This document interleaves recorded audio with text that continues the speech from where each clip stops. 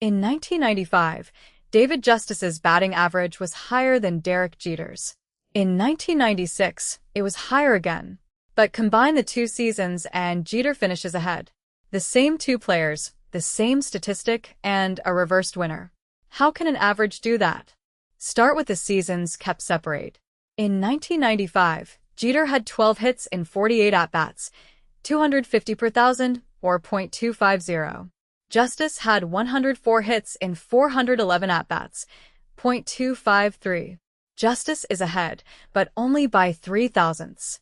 In 1996, Jeter hit 183 times in 582 at-bats for .314. Justice hit 45 times in 140 at-bats for .321. Justice is ahead again.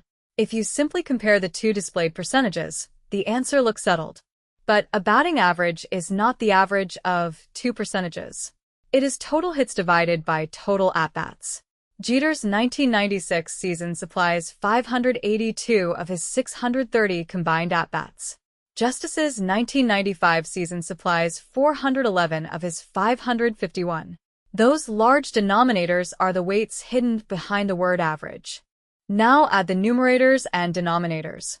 Jeter is 12 plus 183 hits over 48 plus 582 at-bats, 195 over 630, or .310. Justice is 104 plus 45 over 411 plus 140, 149 over 551, or .270. The winner flips because each player's seasons contribute different amounts of evidence. Here is the reusable pattern. In an easy group, A can be 9 out of 10 and B 80 out of 100.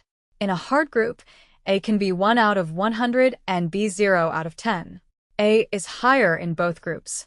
But pooled together, A is 10 out of 110, or 9.1%, while B is 80 out of 110, or 72.7%. Group membership and denominator weights have reversed the ranking. The same warning appears in Berkeley's 1973 graduate admissions data.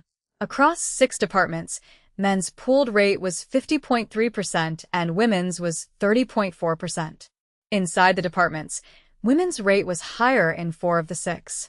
The application mix differed across departments with very different selectivity, so the pooled comparison answers a different descriptive question. Before combining groups, ask 4 things. What is the unit? What is the denominator? How much weight does each group contribute? And is there a subgroup that changes the comparison? These questions do not tell you which answer you want.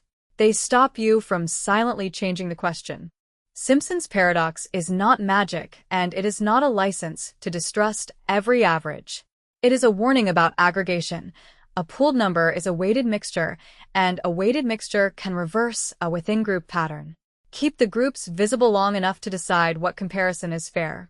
The companion visual pack turns this into 8 work checks, but the free rule is enough to remember.